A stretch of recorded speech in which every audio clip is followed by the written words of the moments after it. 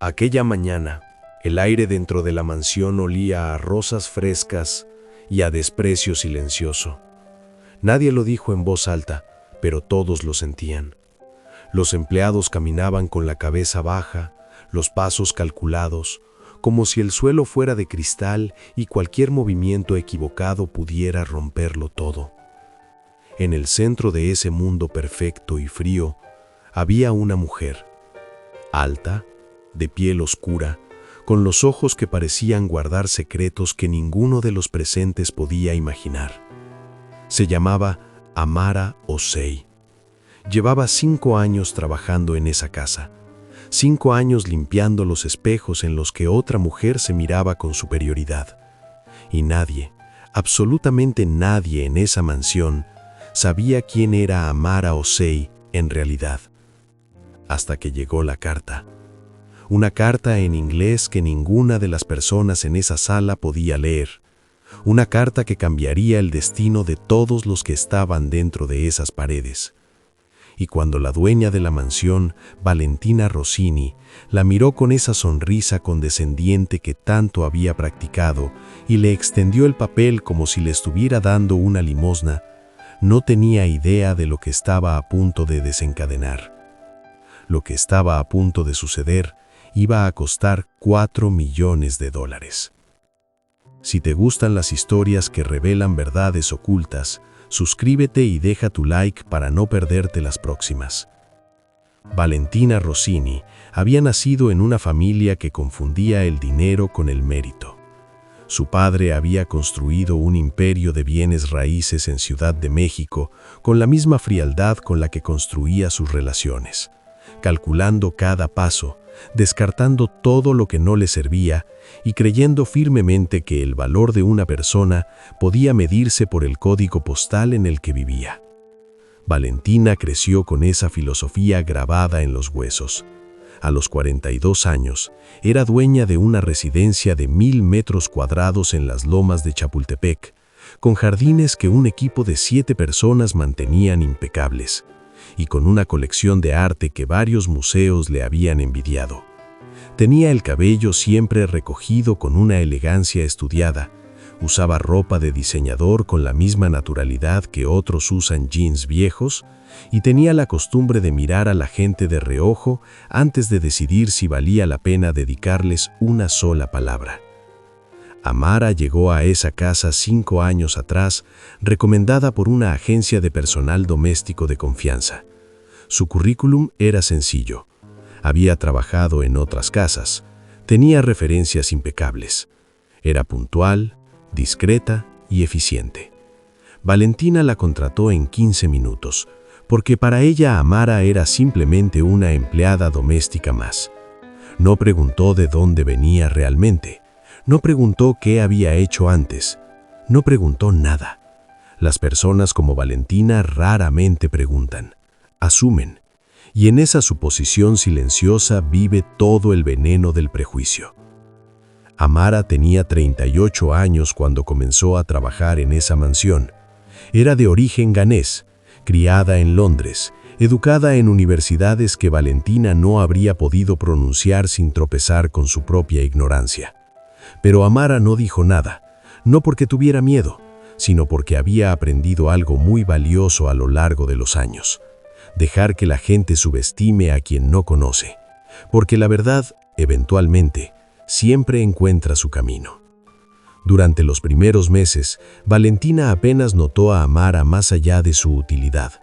Le indicaba qué limpiar, qué mover, qué mantener intacto. Le hablaba con frases cortas y una cortesía superficial que en realidad era distancia. No era cruel de manera obvia, era de esa clase de personas que nunca levantan la voz porque no lo necesitan. Su desprecio era más sofisticado que eso. Vivía en los gestos pequeños, en la forma en que Valentina acomodaba algo que Amara acababa de limpiar, como si no estuviera bien hecho, en la manera en que nunca la miraba directamente cuando le hablaba, en cómo le daba instrucciones de la misma forma que le hablaría a un electrodoméstico nuevo. Los demás empleados de la casa habían aprendido a aceptar esa dinámica como parte del trabajo. Nadie cuestionaba nada, nadie hacía preguntas. Era una mansión perfecta en la superficie y una máquina de pequeñas humillaciones por dentro. Pero Amara no se quejaba. Amara observaba. Y los ojos que observan en silencio ven mucho más de lo que la gente cree. Con el tiempo, Valentina comenzó a percibir algo diferente en Amara, aunque no podía nombrarlo. Era la forma en que Amara se movía por la casa, con una calma que no parecía sumisión, sino elección. Era la manera en que, cuando había visitas importantes, Amara sabía exactamente dónde colocarse para ser invisible sin desaparecer. Era esa mirada serena que Valentina nunca había logrado descifrar. Y esa incomodidad, esa sensación de no poder leer completamente a alguien que consideraba inferior, la irritaba más de lo que estaba dispuesta a admitir. Un día de octubre llegó a la mansión una nueva huésped. Se llamaba Isabella Fontaine, prima lejana de Valentina, recién llegada de Buenos Aires. Isabella era diferente a Valentina en casi todo, más joven, más impulsiva, con una generosidad que a veces rozaba lo escandaloso para el ambiente en el que se movían. La primera semana, Isabella y Amara cruzaron palabras varias veces. Conversaciones cortas sobre el jardín, sobre la cocina, sobre el barrio. Valentina observó esas interacciones con una incomodidad que fue creciendo en silencio. Una tarde, mientras Isabella y Valentina tomaban té en la sala principal, Isabella mencionó, casi sin pensarlo, que Amara le parecía una persona extraordinariamente interesante. Valentina dejó su taza sobre la mesa con un movimiento que pretendía ser casual, pero no lo era. Respondió con esa sonrisa fina que usaba cuando algo la perturbaba. Dijo que Amara era una empleada muy funcional, que hacía bien su trabajo, pero que al final era simplemente parte del servicio de la casa. Isabella la miró un segundo más de lo normal, pero no dijo nada. Lo que ninguna de las dos sabía en ese momento es que en la mesa de la habitación de Amara, dentro de un envolto cerrado que había llegado esa mañana desde Londres, había una carta que iba a cambiar todo. La carta había llegado con el correo habitual de la casa. Una asistente la colocó en el escritorio de Valentina sin leerla. Valentina la tomó esa tarde, la abrió con su abrecartas de plata y la recorrió con los ojos. El texto estaba completamente en inglés, un inglés formal, legal, lleno de términos que Valentina no reconocía. Valentina había estudiado francés y un poco de italiano, pero su inglés era básico, funcional, para turismo, y nada más. Llamó a su asistente. La asistente tenía un inglés elemental también. Llamó a otra persona del personal. Nadie podía leerla con precisión suficiente. Entonces alguien, sin pensar, dijo que Amara hablaba. Valentina procesó esa información con una mezcla de sorpresa y resistencia. Llamó a Amara a la sala. Cuando Amara entró, Valentina le extendió la carta con esa misma actitud de quien entrega algo trivial a alguien trivial. Le dijo que necesitaba que le leyera eso y que lo tradujera. Amara tomó la carta, la miró, y en sus ojos pasó algo que nadie en esa habitación supo interpretar en ese momento. Lo que Amara estaba leyendo no era una carta cualquiera.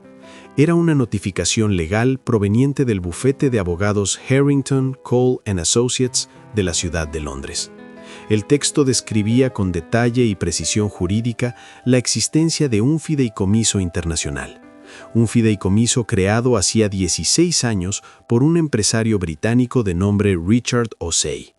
El documento indicaba que tras el cumplimiento de ciertos requisitos legales, la beneficiaria principal de ese fideicomiso, la señorita Amara O'Sea, tenía derecho a reclamar la totalidad de los activos acumulados, que incluían propiedades, inversiones y capital líquido.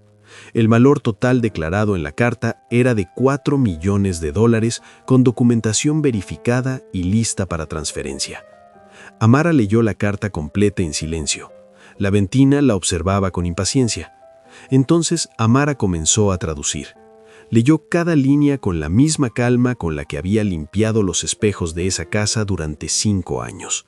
No levantó la voz, no cambió su expresión. Tradujo el documento con la precisión de alguien que no solo conoce el idioma, sino también el derecho internacional. porque Amara Osei había estudiado Derecho en la Universidad de Edimburgo antes de que su vida tomara los giros que la llevaron a esa mansión. Eso tampoco lo sabía Valentina. Cuando Amara terminó de traducir, el silencio en la sala fue absoluto. Valentina estaba de pie junto a la ventana y su postura había cambiado de manera imperceptible pero real. Isabela, que había entrado a la sala unos minutos antes, sin que nadie la invitara, tenía los ojos abiertos y una expresión que mezclaba el asombro con algo parecido a la admiración. La asistente de Valentina, que también había escuchado desde el pasillo, no se movía. Valentina tomó la carta de las manos de Amara, la miró de nuevo como si los números van a cambiar. No cambiaron. Entonces miró a Amara de una manera diferente a como la había visto en 5 años. Por primera vez la miró. No a una empleada, no a una función, a una persona. Y lo que vio en los ojos de Amara en ese momento fue algo que no esperaba encontrar. No rabia, no triunfo, no desprecio, serenidad. Una serenidad que dolía mucho más que cualquier otra cosa. Amara le preguntó con tranquilidad si necesitaba que le aclarara algún término legal. Valentina no respondió. En los días que siguieron, la dinámica de la mansión se transformó de formas que nadie había anticipado. Valentina convocó a Amara a su estudio privado. Esta vez no le habló desde la distancia. Le preguntó con una formalidad incómoda sobre su educación, sobre su pasado, sobre el fideicomiso. Amara respondió a todo con la misma precisión con la que había respondido siempre a cualquier pregunta, sin exagerar, sin minimizar, sin necesidad de impresionar a nadie. Le explicó que su padre, Richard Osei, había sido un empresario en la industria farmacéutica con oficinas en Londres y Accra. Había construido su fortuna durante 20 años. Cuando murió, había dejado instrucciones específicas en su testamento sobre el fideicomiso. Las condiciones para que Amara pudiera reclamar los activos incluían requisitos sobre el tiempo transcurrido, verificaciones de identidad y un proceso legal internacional que se había completado finalmente ese año. La carta era el aviso formal de que todo estaba listo. Valentina escuchó todo esto en silencio. Cuando Amara terminó, la primera pregunta que le hizo fue la siguiente: ¿por qué había seguido trabajando aquí si sabía que tenía eso? Amara la miró con calma y le respondió que había continuado trabajando porque el dinero en una cuenta no cambia lo que una persona es, y que ella había elegido ese trabajo, esa casa, esa vida durante esos años por razones que no tenían que ver con lo que podía o no podía pagar. Valentina no supo qué responder. Lo que ocurrió después tomó a muchos por sorpresa, aunque en retrospectiva tenía una lógica perfecta. Amara no dejó la casa ese mismo día, no lo hizo al día siguiente tampoco. Completó el proceso de transferencia del fideicomiso a través de su abogado londinense, un proceso que tomó varias semanas. Durante ese tiempo siguió trabajando en la mansión, no porque lo necesitara, sino porque así lo eligió. Pero algo había cambiado, y no solo en cómo Valentina la miraba. El personal de la casa comenzó a notar que Amara hablaba con más libertad, no de manera arrogante ni confrontativa, sino con la naturalidad de alguien que ya no tiene nada que demostrar ni nada que temer. Isabela, que había extendido su visita varias semanas más allá de lo planeado, pasaba cada vez más tiempo conversando con Amara en el jardín. Hablaban de literatura, de historia, de economía africana, de filosofía. Valentina pasaba a veces cerca de esas conversaciones y se detenía unos segundos antes de continuar caminando. Una tarde, Valentina hizo algo que nadie esperaba. Se acercó al jardín donde Amara e Isabela conversaban y se sentó. No dijo nada durante varios minutos. Luego, con una voz que sonaba diferente a la suya habitual, preguntó si podía escuchar. Isabela la miró con una sonrisa. Amara asintió con la cabeza. Esa tarde hablaron casi 3 horas. Lo que Valentina escuchó en esas horas fue una versión del mundo que nunca había considerado desde su posición. No fue una lección, no fue una confrontación, no fue un reproche. Fue simplemente una conversación entre personas. Y en esa conversación, sin que nadie lo nombrara directamente, Valentina comenzó a entender algo que había ignorado durante décadas. que había pasado toda su vida midiendo a las personas con una regla que solo servía para proteger su propia comodidad. Cuando Amara finalmente anunció que dejaría la casa, fue con un mes de anticipación, como cualquier empleado profesional lo haría. Le entregó a Valentina una nota con el aviso formal. Valentina la leyó, dobló el papel con cuidado y guardó silencio durante un momento largo. Luego miró a Amara y con una voz que por primera vez no tenía ninguna de esas capas de distancia estudiada, le dijo que lo que había pasado en esa casa en los últimos años le avergonzaba. No con palabras elaboradas, no con una disculpa performativa, con la honestidad sencilla de alguien que finalmente ve algo que había decidido no ver. Amara respondió que la vergüenza era un punto de partida válido, que lo importante era lo que se hacía con ella. El día que Amara se fue de la mansión, se marchó con una maleta pequeña, la misma con la que había llegado 5 años antes. Isabela la acompañó hasta el auto. Se abrazaron. Valentina estaba en la puerta principal. Las miró desde esa distancia que ya no era la misma de antes. Levantó la mano en un gesto simple. Amara la miró un momento y asintió antes de entrar al vehículo.